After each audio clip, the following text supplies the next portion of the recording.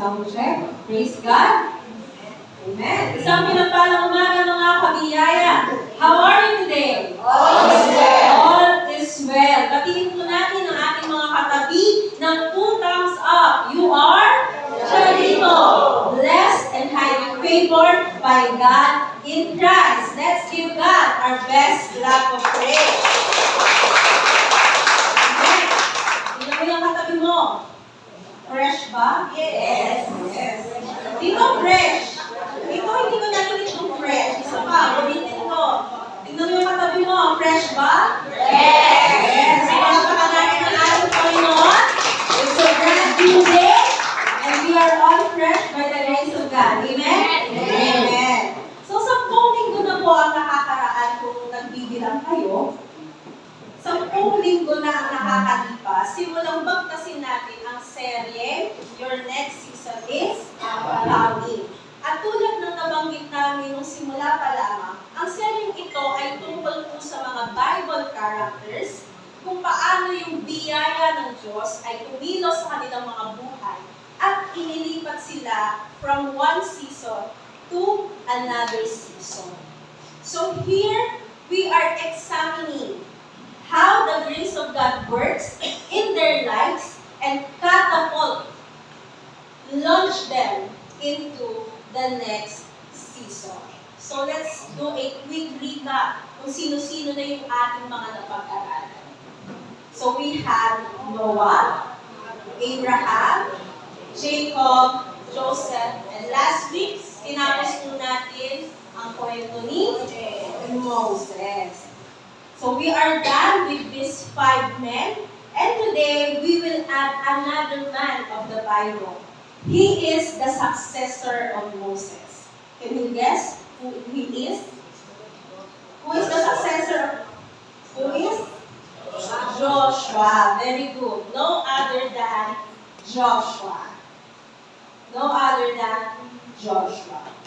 So ang Joshua po, ang meaning po ng name na Joshua is very beautiful. It means the Lord is salvation or the Lord is the Savior. Ang Hebrew name po ni Joshua is Yehoshua. Ulitin nyo nga po. Yeshua. Kinontract, pinaiksi nila ito into Yeshua. Okay. So same with the name Jesus. Ang Hebrew name po ni Jesus is Yeshua. Kaya ang Jesus Christ sa Hebrew ay Yeshua Meshach. Meaning, the Lord is salvation or the Lord is the Savior. So today, we will look at Joshua's life. Aaralin natin yung transition ng kanyang buhay mula sa unang yugto patungo sa sumunod na yugto. Are you ready to study the Word of God? Amen. Are you ready to study the Word of God? Amen. But before that, let us pray. Panginoon, nakilang Diyos, maraming salamat sa papuri at pagsamba ng inyong mga anak. Tunay, Panginoon, Ikaw ay nasa kalagitnaan namin. Ikaw, Panginoon, ay kasama namin. Salamat sa pagkakataon na sama-sama kami nag-aawitan, nag-iindahan ng papuri sa iyo, Panginoon. Tunay nga na in your presence, there is joy, there is fullness of joy, and the joy of the Lord is our strength.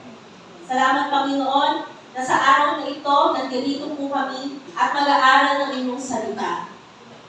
Teach us, O God, and prepare us for the next season of our lives. This we ask in Jesus' name. Amen, amen, amen. So, 3 things.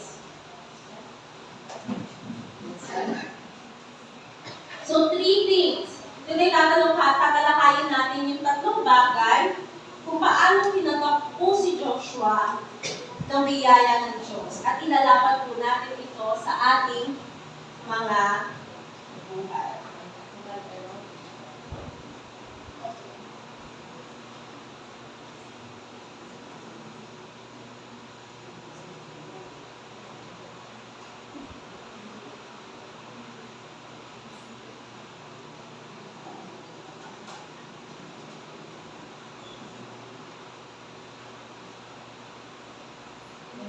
makipag-live. Bawal mainit, lalawin na.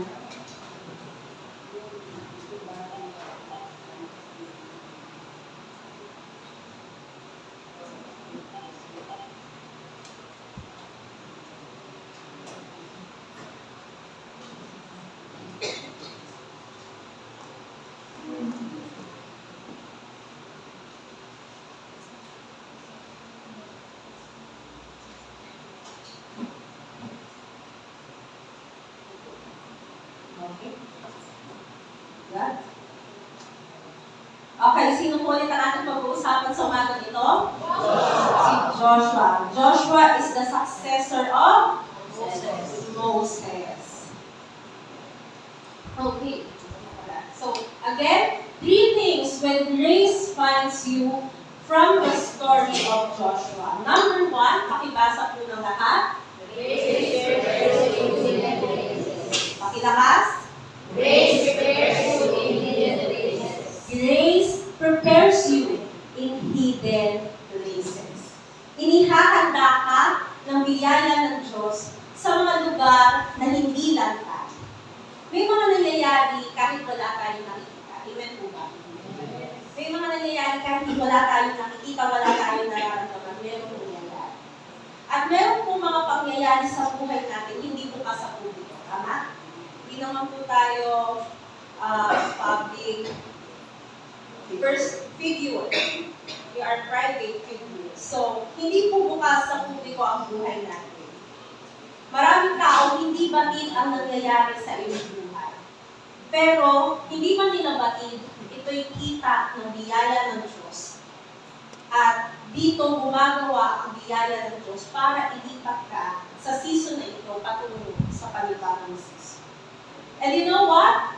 Grace often does the deepest work away from the spotlight. Ang biyaya po ng Diyos ay madalas gumagawa sa mga lihim na lugar. Sa mga lugar na hindi dyan, doon unti-unting kumikilos ang biyaya ng Diyos sa buhay natin. Tulad po ni Joshua. Hindi po siya agad-agad nasa center stage. Tama po ba? Hindi po agad nasabi ang pangalan Joshua. Nung sa kwento ni Moses, actually, latter part na po nabanggit ang pangalan Joshua.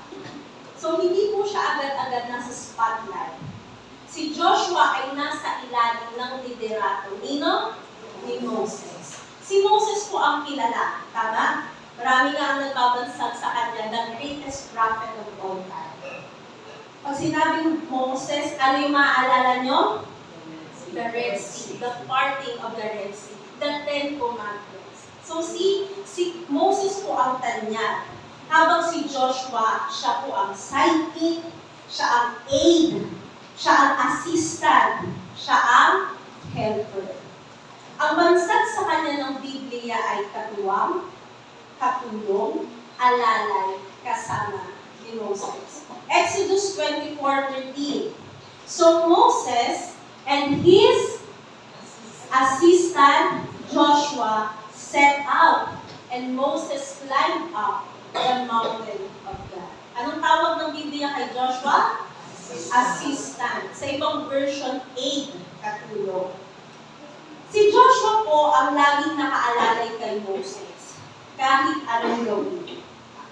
Marahil ngayon niya lang ito nalaman. Kasi ang mas kilala na katulong ni Moses ay si Aaron. Pero from the very start, he was Moses' assistant. Siya ang laging nakaalalay kay Moses. Ano man ang gawain? May itatayo bang tolda? May pupuntahan ba tayo? May pupuhatin ba ako? Sir, may kailangan ba?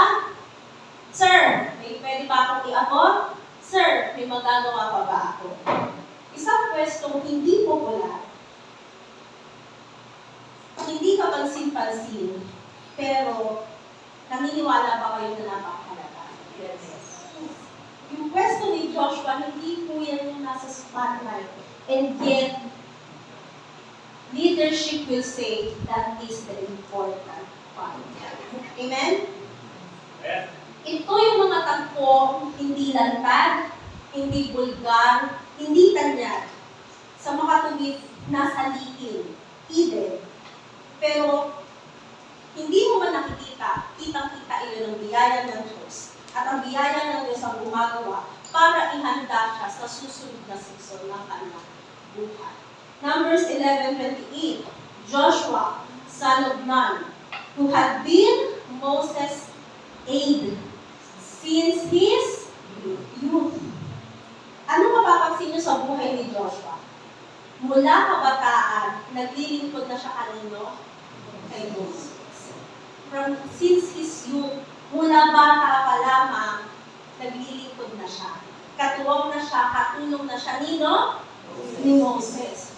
Pero, early in Moses' ministry, nabanggit ba si Joshua? Hindi.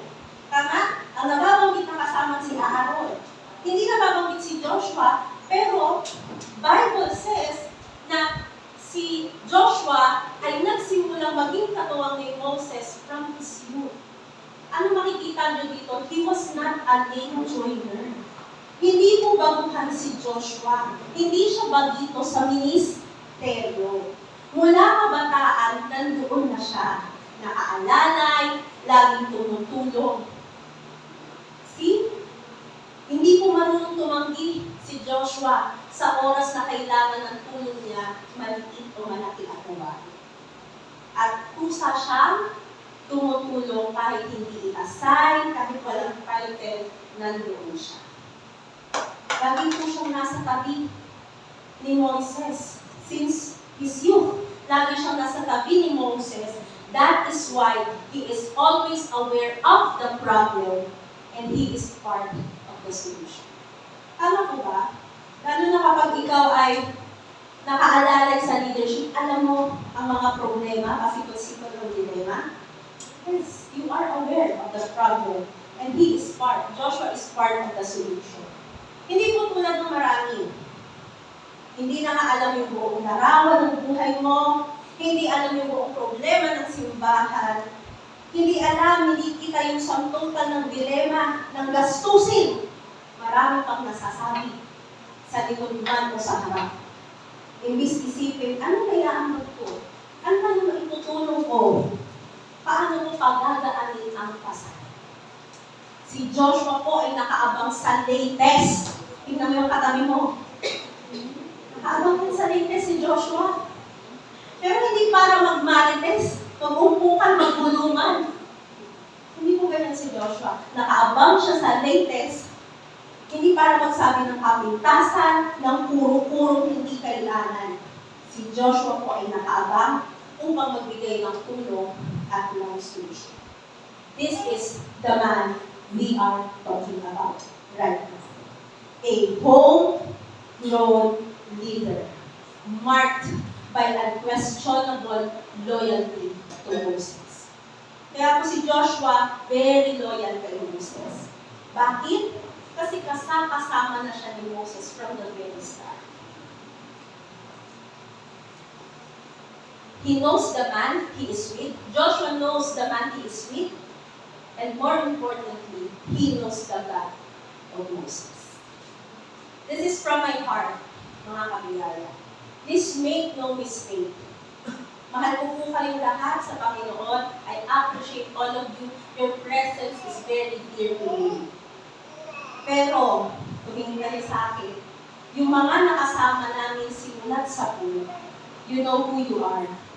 I just wanted to let you know that I truly praise God. Magkakasama pa rin tayo sa paglilingkod sa Panginoon. Amen? I have seen how you matured a lot in the grace of God. Dati, mga panalangin, mali-mali. Talaga. Sakit sa yan. Pero ngayon, new covenant prayer.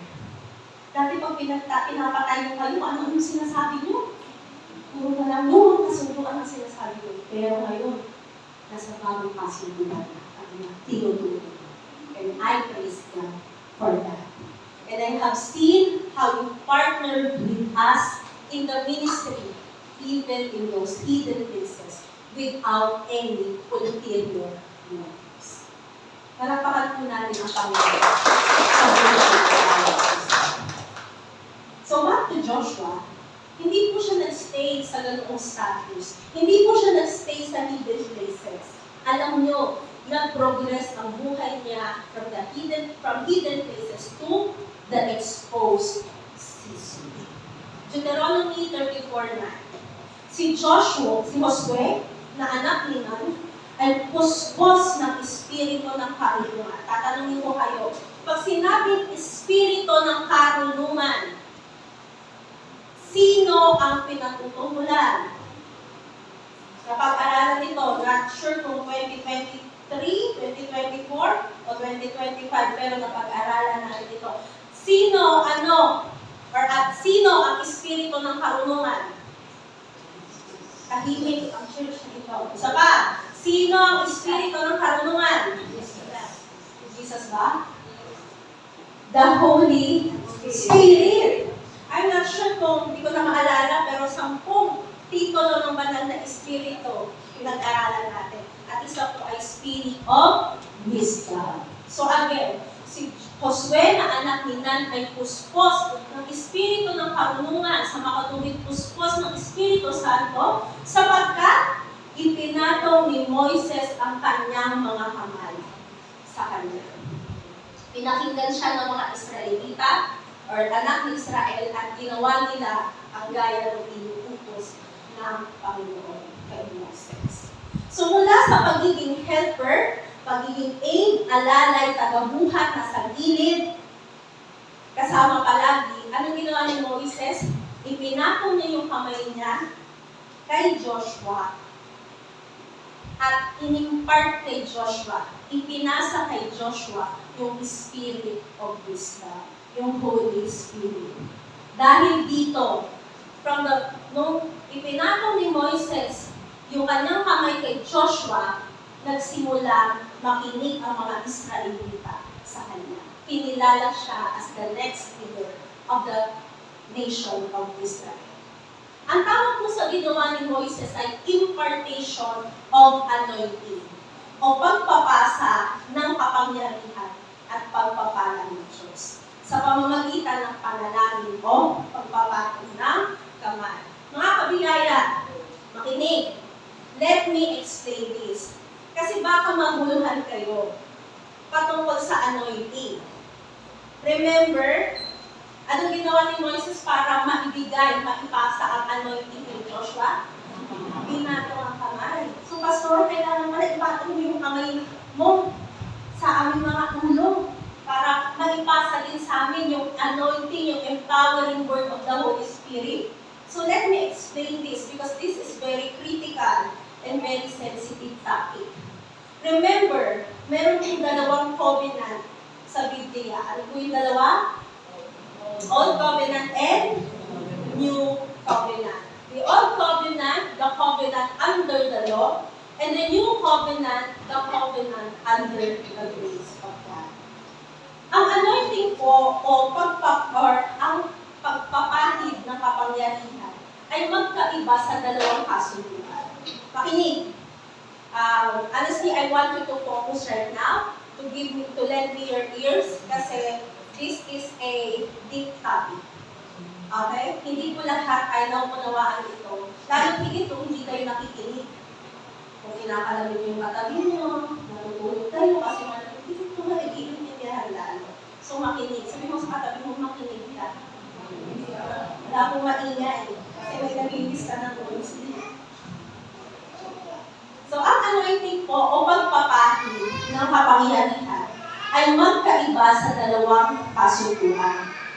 Kaya gusto ko itong talakayin kasi marami pong churches ngayon at marami pong Christian ngayon. Yung tingin nila sa anointing ay tinitingnan nila sa lente ng lumang kasunduan. Ang ginagawa nila, kinukuha nila yung practice of anointing sa Old Covenant at inilalapat sa New Covenant, which is very wrong. Kapag po sinabi natin covenant, ano po ang other term nito? Nag-aaral ng business. Narinig ko na? Kontrata. And in a contract, there are existing terms and conditions. Magkaiba po ang terms and conditions, provisions and considerations ng Old and New Covenant.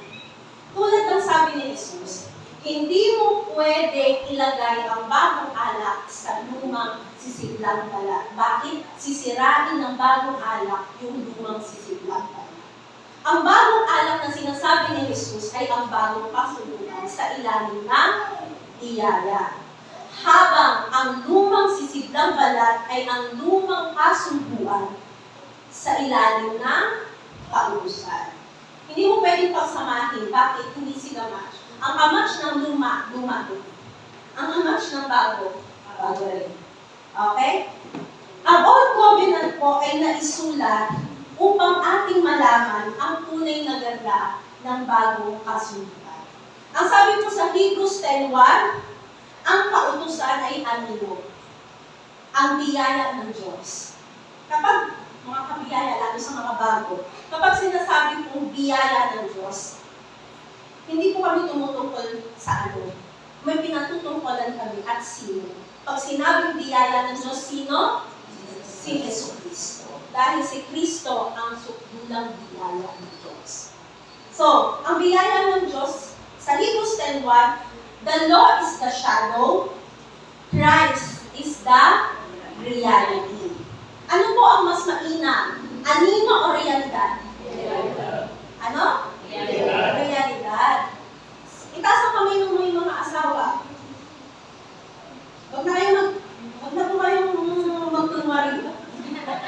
Sama, itaas ang kamay ng mga asawa. Tatanungin kayo, yung may mga asawa lang. Ayoko dun sa mga wala. Hindi ako sasagutin. Kayo may mga asawa, anong gusto niyong kayakap sa gabi? Yung anino o yung asawa niyo? Asawa niyo. Tama. Mas gusto niya nakakapin yung asawa niyo yung realidad, yung siya. Pero alam niyo ba, marami pa rin niyayakap yung anino kesa sa realidad. Tulad po sa anointing. Ang tingin ng marami, nakukuha yung anointing, nakukuha yung empowerment sa pagpapatong ng kamay. Tama po iyon.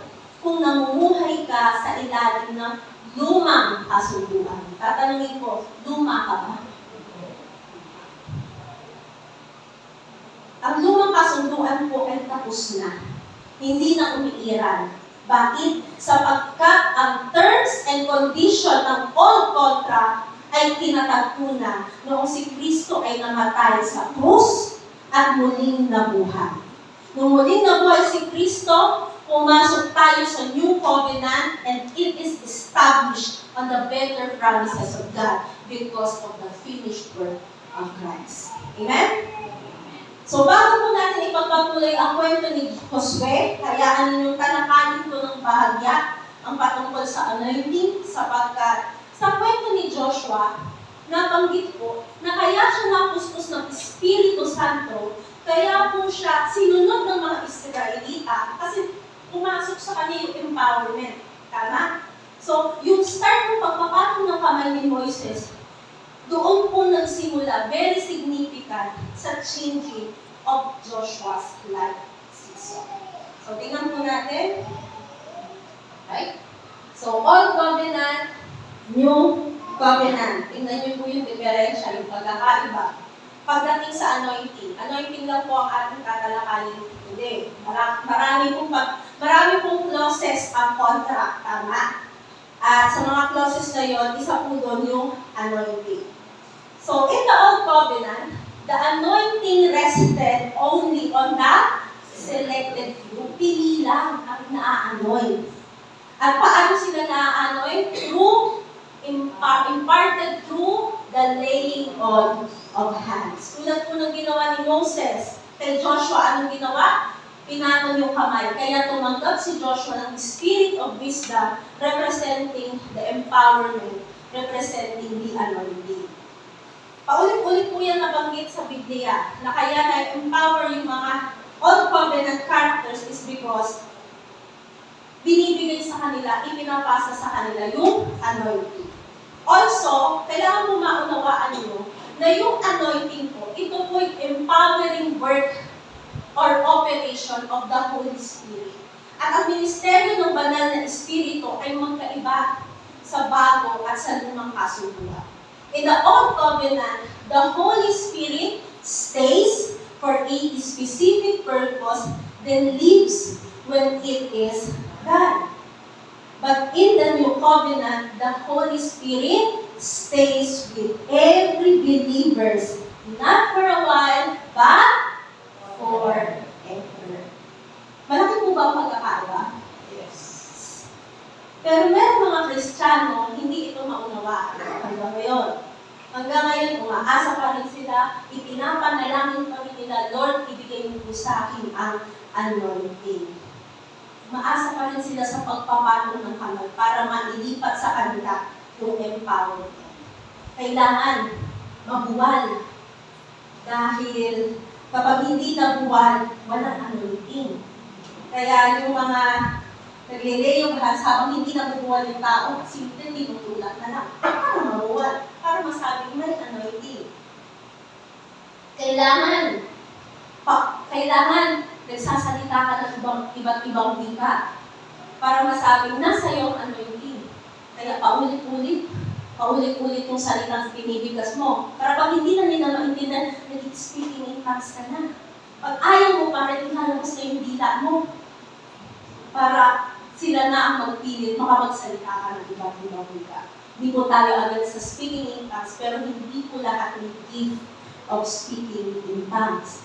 Kailangan naghihilakan. Kailangan naggangawaan. Lalo kapag praise and worship, kapag preaching.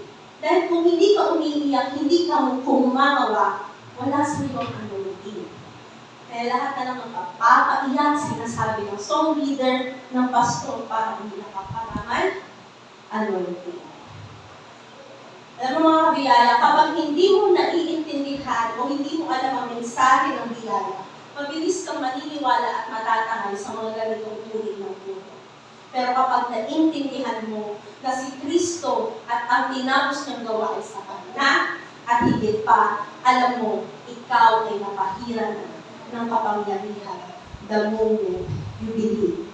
John 14:16, and I will ask the Father, and He will give you another counselor to help you and be with you forever. Meron pong dalawang naka-highlight na terms at yan po ang mahalagang terms sa verse na iyan. Ang another po dyan, ang Greek term ay alos. Literally means another of the same kind. Iba kasi another, pero parehas ng uri. Yung katabi mo, tingnan mo. Parehas kayo ng uri niyan. Tingnan mo. Kamaya. Parehas kayo ng uri niyan. Parehas kayong tao. Tao ba yan? Tingnan mo. Yung iba alam tumingin eh. Hindi ko alam bakit. Parehas kayong tao. Pero parehas kayo? Hindi, di ba? Magkaiba kayo. Tama? Tama. So, another of the same. Iba pero parehas na uri. Ibig sabihin, si Jesus, yung nanalangin sa verse na yan, ay siya, yung ay dyan. Si Jesus is not yung hinihingi ng another counselor. Kasi ang hinihingi ng another counselor dyan ay yung Holy Spirit. So si Jesus is not, Jesus is not the Holy Spirit, the Holy Spirit is not Jesus, but Jesus and the Holy Spirit are of the same kind. They are both God and they are one with the Father. Makikita niyo po yung Holy Trinity sa verse na ito. I, referring to Jesus, one person, will ask the Father, the second person, and He will give you another counselor, the Holy Spirit, the third person. So makikita niyo po yung Trinity. Hindi man lantad na sinabing andyan yung Holy Trinity, pero makikita niyo yung Trinity, the one praying, the one being prayed to, and the one that will be sent as the result of the prayer. Marami pong beses na pag-aralan na natin ang Holy Trinity. Tama? Yes, napakadami na. 2024, 2023, nalahanin nyo na lang sa notes ninyo, pero napag-aralan po natin ilan. And tulad ng lagi po namin nababanggit kapag pinag-aaralan ng Holy Trinity, hindi po natin fully mag-grasp ang mystery. Kahit ang mga teologo, hindi nila fully mag-grasp ang hiwaga ng banal na Trinidad. We only accept His truth not because we fully understand it, but simply because we believe what the Bible says. That the Father, the Son, and the Holy Spirit bear witness in heaven, and these three are one. 1 John 5:7. Okay, sabi sa inyo, mabigat eh, kaya bawal mag-usap. Maintindihan ng bawat isa. And the Holy Spirit, another counselor, was given to us. Sabi po dyan, tama, hiningi ni Jesus, ibigay. At ibinigay sa atin, gaano katalagal? Gaano katagal? Forever. Kaya kapag na-receive mo na ang Holy Spirit, it stays with you forever. Hindi po umaalis ang Holy Spirit. Kapag natanggap mo siya, nasa iyo na siya magpakailanman. Amen? Bakit? Because that is the terms of the new covenant. Hindi katulad ng lumang kasunduan. Sa lumang kasunduan, the Spirit comes and the Spirit goes. Example, dumating ang Espiritu ng Diyos kay Samson, maya-maya umalis ang Espiritu ng Diyos kay Samson.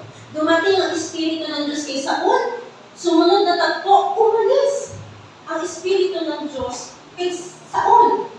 Dumating ang Espiritu ng Diyos kay David, tapos biglang nanalangin si David kasi nagkasala siya, tama?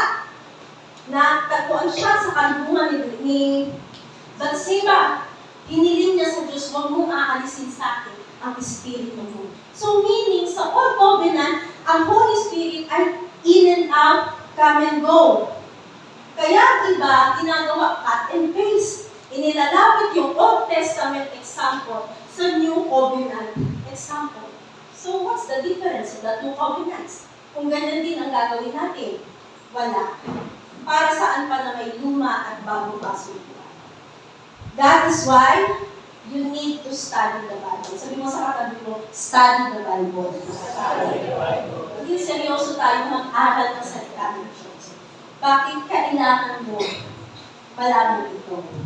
Kapag andirito kayo, focus all your attention to the Word of God. Hindi yung kinakalabot mo yung katabi mo, para naman hindi kayo nag-chat-chat, hindi mo kayo nag-uusap, hindi yung natutulog ka, magkama ka naman sa bahay. Hindi. If you want to know the God of the Bible, then you have to be intentional in studying it. Ang Old Covenant po ay tipan ng Diyos at ng tao. Ang kausap ng Diyos sa Old Covenant ay tao. Kaya po ipinasok ng Diyos ang sacrificial system. Pansinin niyo po, sa Old Covenant, kung alam niyo po yung kontrata ng Old Covenant, pinasok ng Diyos, isa sa clauses, yung sacrificial system.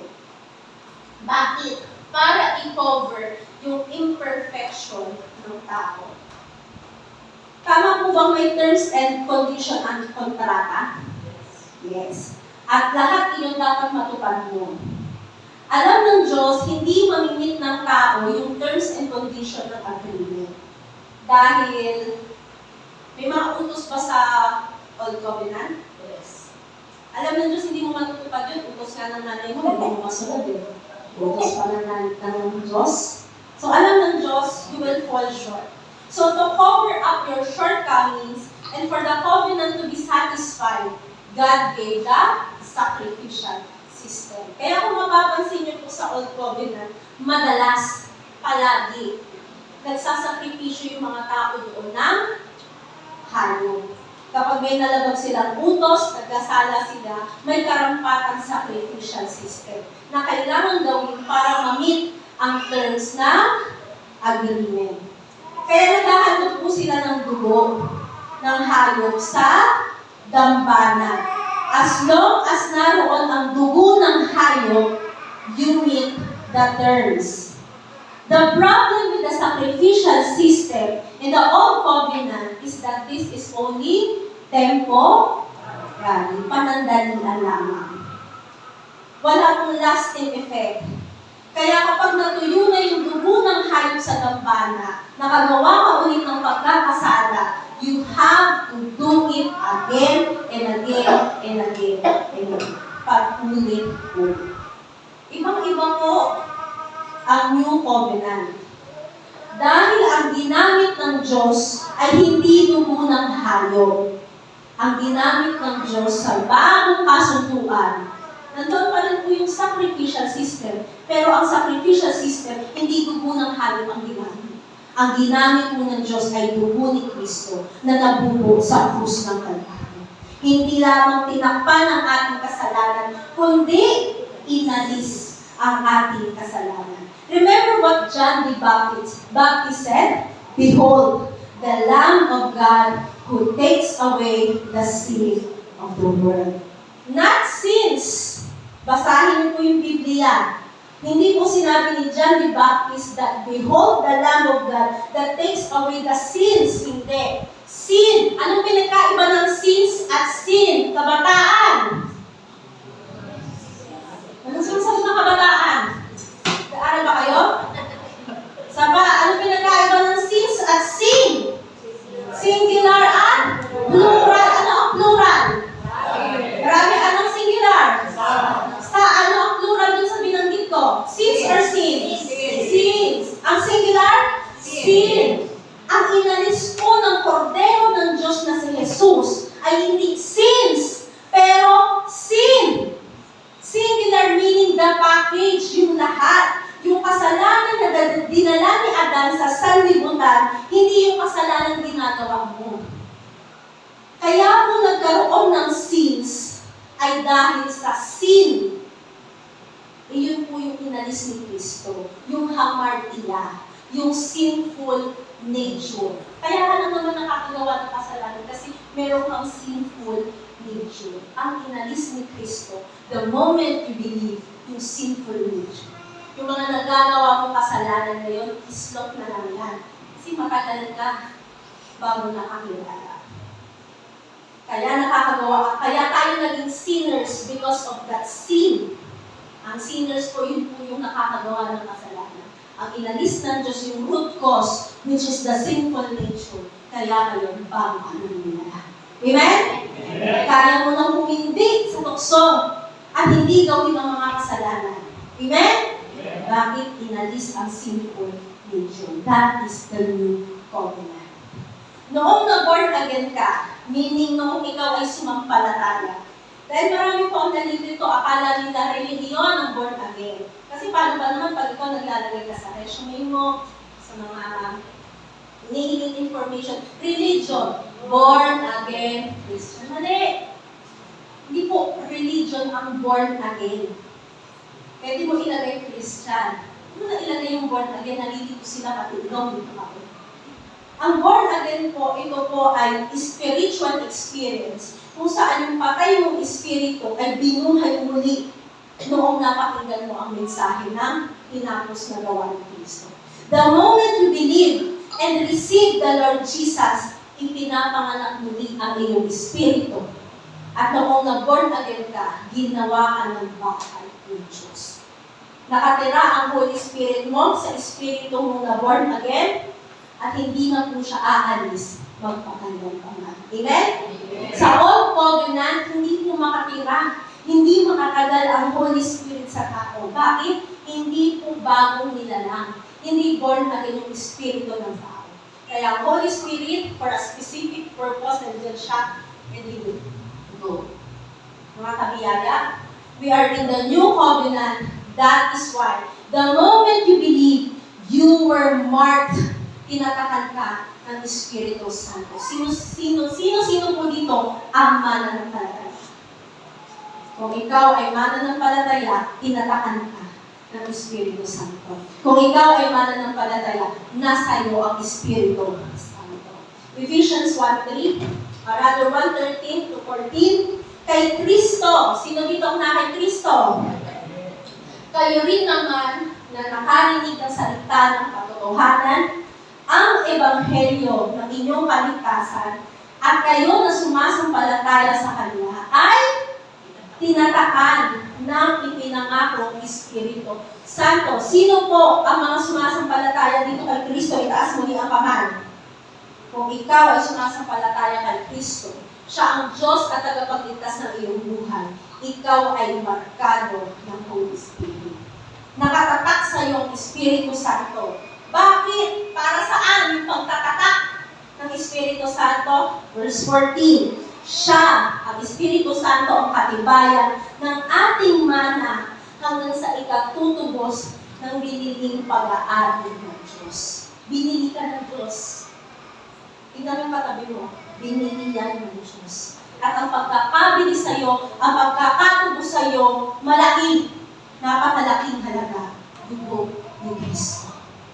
Kaya nung ikaw ay sumampalataya, minarkahan ka, ibig sabihin, ikaw ay sa Diyos. Amen? Ikaw ay sa Diyos. At dadating po ang araw ng katubusan, makikita yung katibayan nasa iyo, ang Espiritu ng Diyos. Kaya, mapapasalamit ka. Amen? Dalapakan natin ang ating makikita rin po sa Ephesians 4:13, nagbabalak si Pablo. Huwag ninyong pighatiin ang banal na Espiritu ng Diyos. Tulad po na napag-aralan natin patungkol sa Holy Spirit, ang Holy Spirit po ay personality. Siya po ay may mind, emotion, and will. Nasasaktan po ang Espiritu Santo kapag gumagawa ka ng kalooban. Kasi, saan nakatira ang Espiritu Santo? Sa iyo. Hindi siya aalis. Nakikita niya yung mga kalooban mo. Kaya ang sabi ni Pablo, huwag mong pighatin ang Espiritu ng Diyos. Sa pamamagitan niya, ay natatakan kayo para sa araw ng katubusan. So, na-mention po ni Pablo sa Ephesians 1:13 at Ephesians 4:30 na yung katubusan. Markado na o wala pa? Markado na. Natatakan na o hindi pa?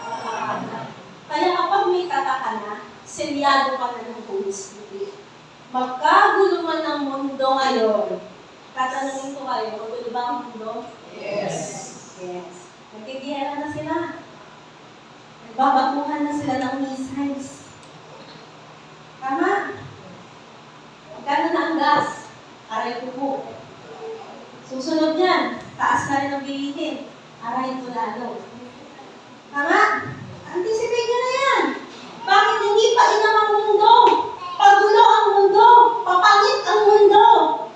Pero magkagulo man ang mundo, sa araw na tumunog ang trumpeta, tayong mga natataka ng Espiritu ng Diyos, mapapa sa Panginoon, magpakailan. Amen. Shout amen. Amen. Kaya kung ikaw ay natatakan, huwag kang mangangamba. Huwag kang matatakot. Kasama mo ang Diyos. Mapapasalamat ka. Amen. Ang mga ngamba lamang, yung mga walang tatak. Kaya sabihin mo sa katabi mo, magpatatak ka na. Tanggapin mo na ang Panginoon Jesus. Ang katotohanan iyan po, mga kapatid, hindi pinakikiramdaman. Kaya, bawal po ito sa mga pilingero-pilingera. Tanong mo yung katabi mo, pilingero ka ba? Pilingera ka ba? Hindi. Ang katotohanan po ng salita ng Diyos ay hindi pinakikiramdaman, ito ay pinaniniwalaan. Nararamdaman ko nandirito ang Holy Spirit. Nararamdaman ko ito ang anointing. So kung hindi mo nararamdaman, wala na ang Holy Spirit sa'yo. Wala ka ng anointing. Nararamdaman ko, andirito yung Holy Spirit kasi tumatayo yung buho ko. Agrabyado yung mga walang buho. Tama? Huwag natin ibababa ang espiritual na katotohanan ng salita ng Diyos base sa iyong nararamdaman. Dahil hindi mo nakasalalay sa iyong feelings ang truth ng Bible. Ang salita ng Diyos, hindi pinakikiramdaman, ito ay pinaniniwalaan. Kaya kapag nasaan sa Biblia, paniwalaan natin. Tulad dito, 2 Corinthians 1:21, now, it is God who makes both us and you stand firm in Christ. He anointed us. The moment you believe, you are in Christ. And you are anointed because the Holy Spirit dwells inside. Bakit? Naniwala ka. Meaning po, yung anointing, yung empowering work ng Holy Spirit nasa iyo na. That is why in the New Covenant, sino po dito nasa bagong kasunod, dito sa kanan? That is why in the New Covenant, the laying on of hands for you to be anointed is unnecessary anymore. Kasi hindi na po yan yung terms and conditions in the laws of anointing sa New Covenant. You are already anointed because you have the Holy Spirit inside the moment you got saved. Eh, Pastor, bakit nag-delay of hands pa tayo kapag may ipinapanalangin? Ito po ay simbolo ng we are in unity, we are united in prayer. Tayo po'y kaisa sa pagdedeklara sa panalangin natin. Hindi po para ipasa yung anointing. Kasi we are already anointed. We are one in declaring that that person is blessed and highly. That person is healed in Christ. Naunawaan? So, but in Joshua's case, balik tayo, since he is under the old covenant, dumating po yung anointing noong ipinatong ni Moses yung kamay nito sa kanila. Kaya siya naging anointed, kaya siya naging empowered, dumating yung spirit of wisdom sa kanya, sinunod siya ng mga Israelita dahil ipinasa yung anointing sa kanya. Tama po iyon nung panahon nila, pero iba na po ang panahon nila. So, tingnan natin ulit. Ito, remember this. Tama yun nung panahon ng lumang kasuluhan, ng pagpapano ng kami para sa pagpapasa ng kapangyarihan. Dahil wala pa po yung, ano yung nasa gitna? Ano yung nasa gitna? Krus. Yung krus po ang bumago sa lahat at nagpasok sa atin ng bago sa atin sa bagong kasunduan. Nung wala pa po ang krus, ang kasunduan umiiral ay ang old covenant. Ngunit, the cross is the game changer. The cross is the game changer at pumasok tayo sa bagong kasunduan. Ang naghihiwalay sa atin at sa kanila ay ang krus. Kaya hindi po lahat ng mababasa mo sa Old Covenant applicable sa iyo. Dahil ikaw ay nabuhay o nabubuhay pagkatapos ng krus. Sila ay nabuhay bago ang krus. Okay? The cross made all the difference. Dahil sa krus, tayo ay pinatawad. Can you shout amen? Amen. Dahil sa krus tayo ay pinatawad. Amen. Dahil sa krus tayo ay ligtas na. Amen. Tayo ay pinagpala na. Amen. Tayo ay pinabura na. Amen. Tayo ay kasama sa kasunduang pinasok ng Ama sa kanyang anak at tayo ay nakikinabang sa ganda ng bagong kasunduan. Amen. Kung ang Old Covenant po ay kasunduan ng Diyos sa tao, ang New Covenant ay kasunduan ng Diyos Ama sa Diyos Anak. Hindi tayo ang kausap ng Diyos sa Covenant, sa bagong kasunduan. Ang kausap ng Diyos sa New Covenant ay si Jesus. Sila ang nag-usap. Ang sabi ni Jesus, ang sabi ng Ama, sino mang nasa iyo, pinagpala ko na. Ephesians 1:3. Purihin ang Diyos at Ama ng Panginoong Jesus na pinagpala tayo ng lahat, take note, lahat ng spiritual na pagpapala sa langit sa pamamagitan niya. Kapag pinag-uusapan po ang pagpapala, huwag po kasi munang isipin yung material na pagpapala. Amen? Kasi marami pong uri ng pagpapala. At ang una at pinakamahalagang pagpapala sa lahat ay spiritual na pagpapala. Pagpapala ng kapatawaran, ng kasalanan, pagpapala ng kaligtasan, meron ding pagpapala ng kagalingan, pagpapala ng kaginhawaan. Kumpleto po ang pagpapalang ibinigay nung kinapos ni Kristo ang gawa sa krus. Amen? Kaya huwag lang mainit. Kung natanggap mo na yung spiritual blessing, pinakamahalaga yun. Ano pa, hindi mo matatanggap yung material blessing, i-inferior yun sa spiritual. Kung naibigay yung spiritual blessing, huwag kang mainit. Darating ang pagpapalang natin sa it. Shout Amen. Amen. So back to the story. Back to the story. So naunawaan po ba ng lahat yung anointing? Yes. May magulo pa po ba? Kasi pag magulo, ulit-ulit. Magulo pa po ba? Wala. Malinaw? Yes. Okay, back to the story of Joshua. Joshua served God faithfully with the impartation he received from Moses, even in little things, while on the side and unnoticed.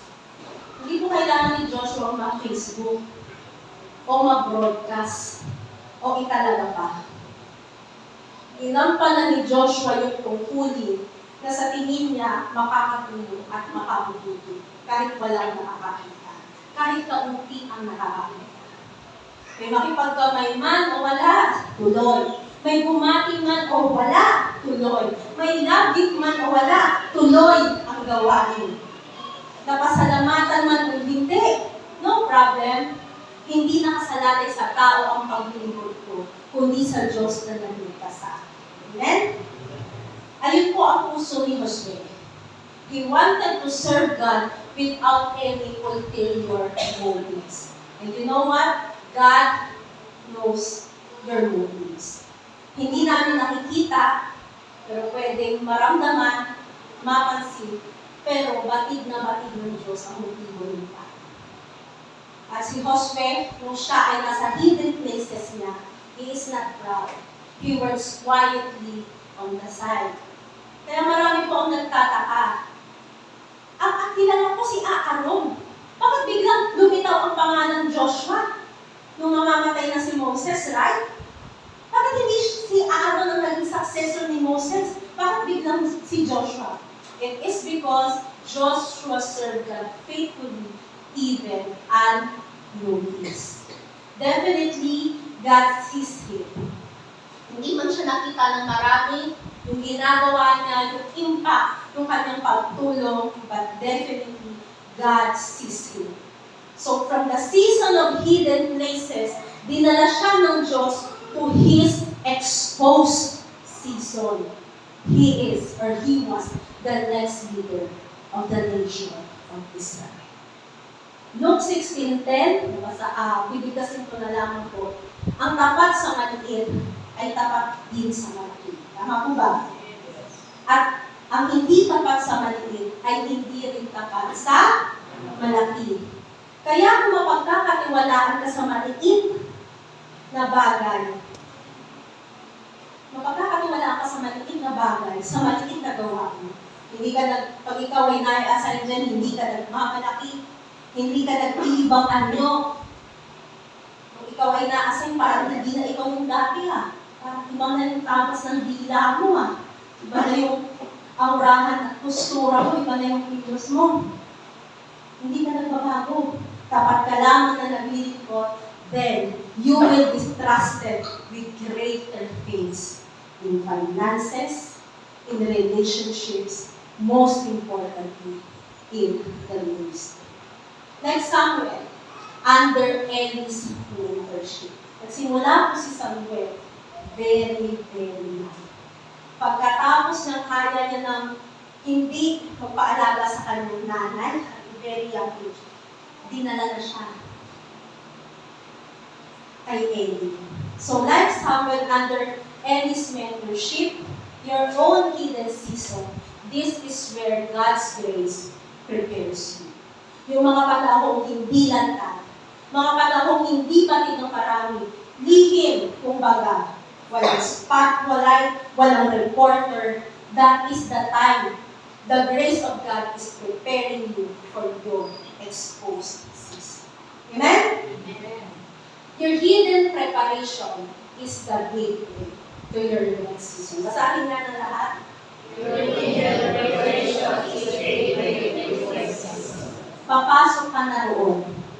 Kaya kailangan ihanda ka ng Diyos. Walang sayang na panahon. Sabihin niyo nga po, walang sayang na panahon. Lahat po may rason, lahat may purpose. Amen? Bakit? Bakit hinayaan ng Diyos mangyari ito sa akin? Bakit ngayon ba? Bakit ako?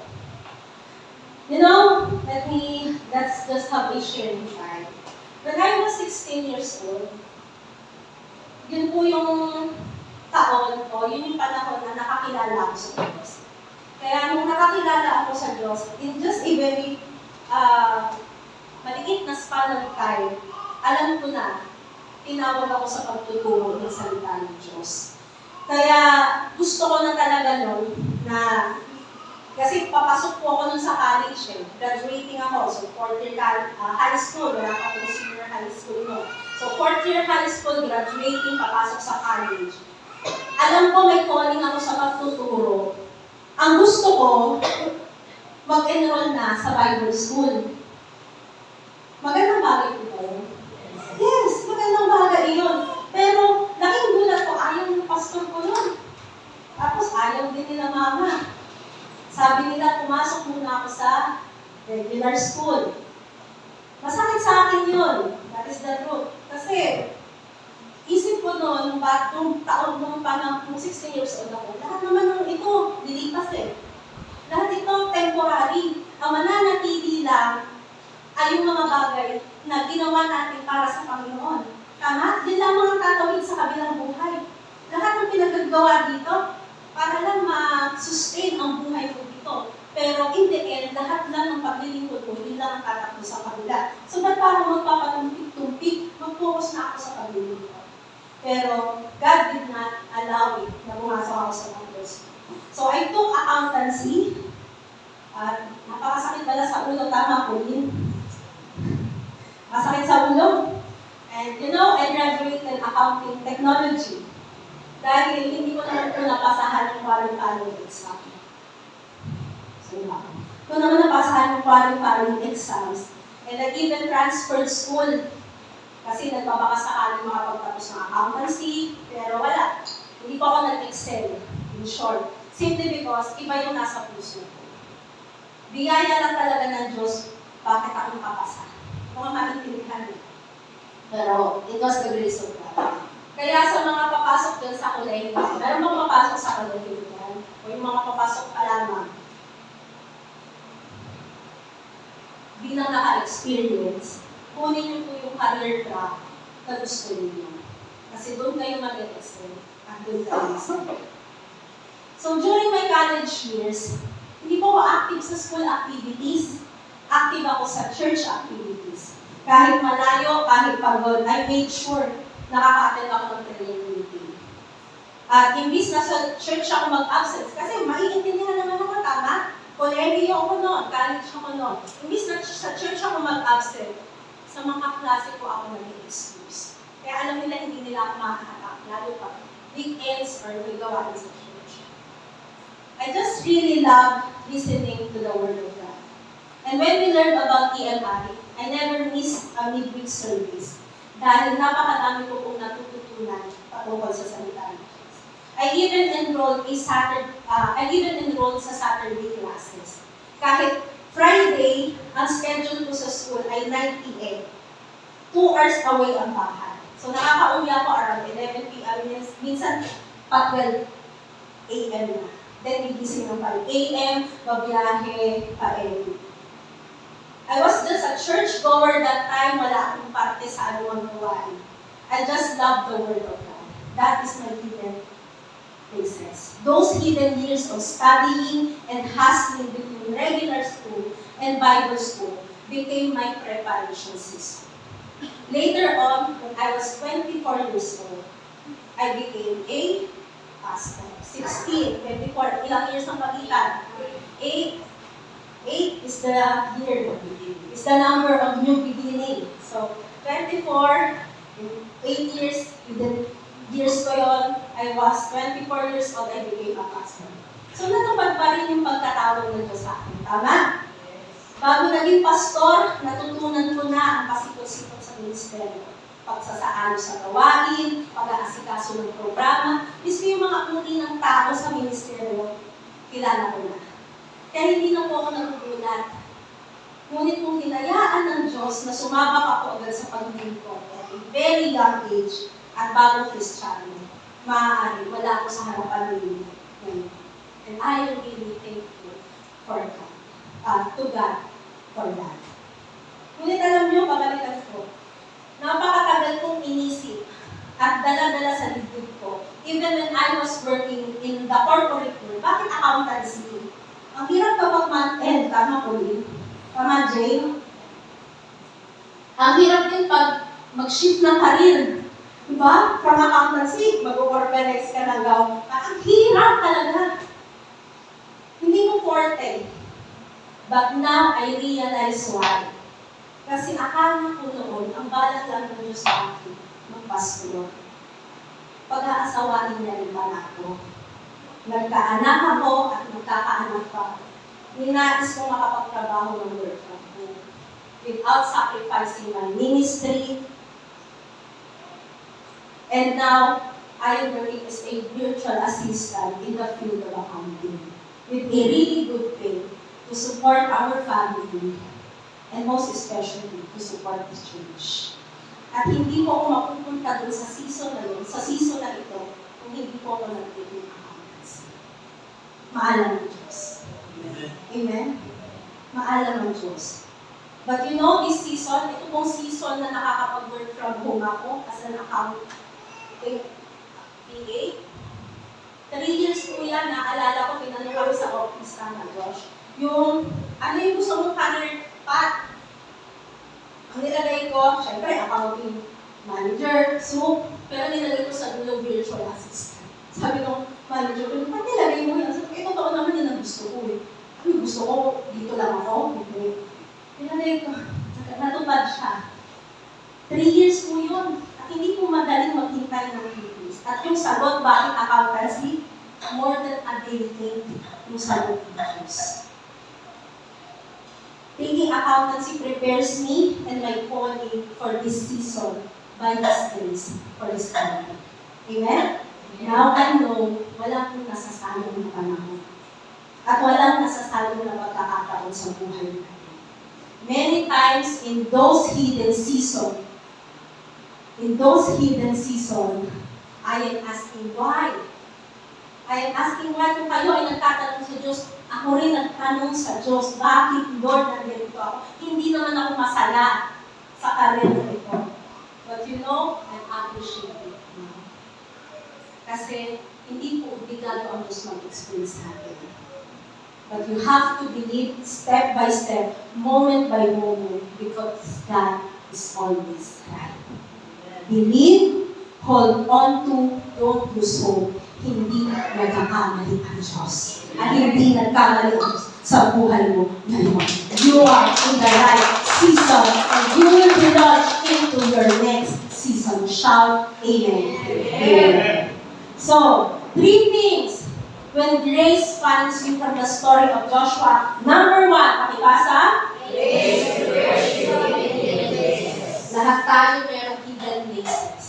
At yung hidden places na yan, iyan po ang gateway ninyo patungo sa next and better season ng buhay ninyo. Number 2, next week, we will continue. For the meantime, our big idea in Christ, my next season is coming. Darating po ang next season nyo kahit nasa hidden places kayo sa kanya. Amen? Amen? So, before po tayo magtapos, tulad ng nabanggit ko, ano po yung tatak para sa araw ng katubusan? The Holy Spirit. At yung mga natatakad lamang ng Holy Spirit ang mapapa sa Panginoon, mapupunta sa langit sa araw ng katubusan. Sa nangyayari sa mundo ngayon, magulo ba? Yes. Hindi natin alam, baka Pilipinas ang sunod. Tama? Sana hindi, pero hindi malabo mangyari. Tama? Sa nangyayari sa mundo ngayon, involved po ang bansang Israel.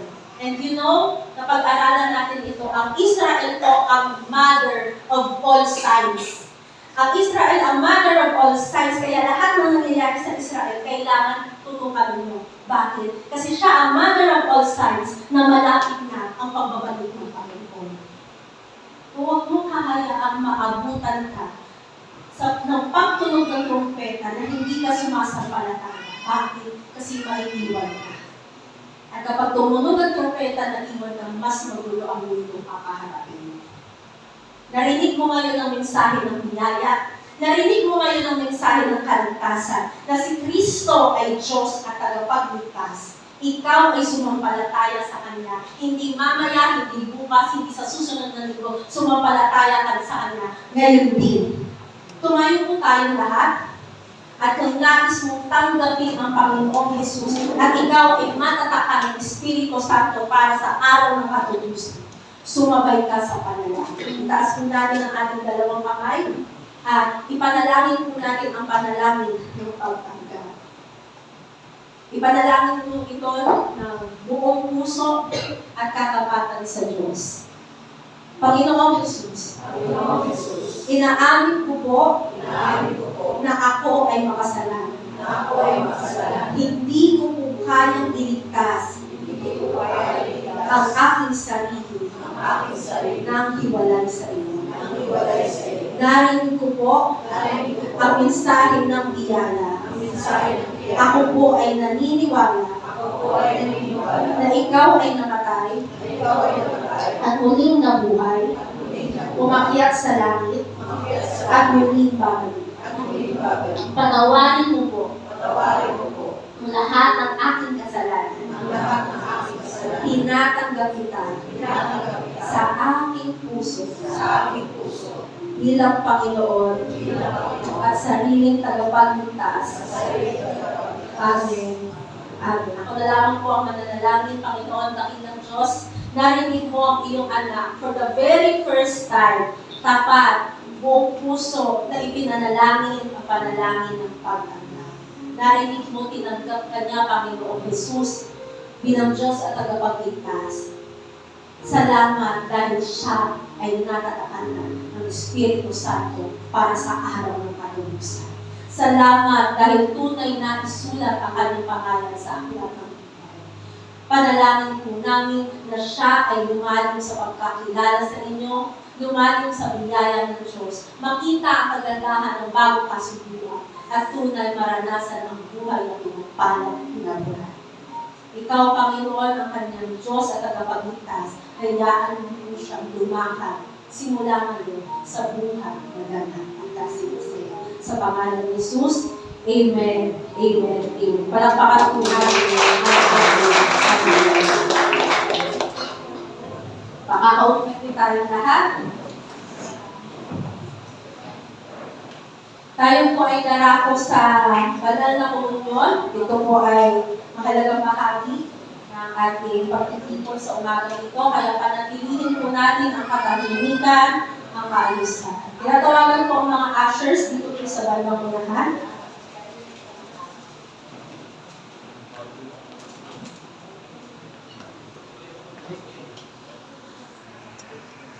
Pagpigil ito.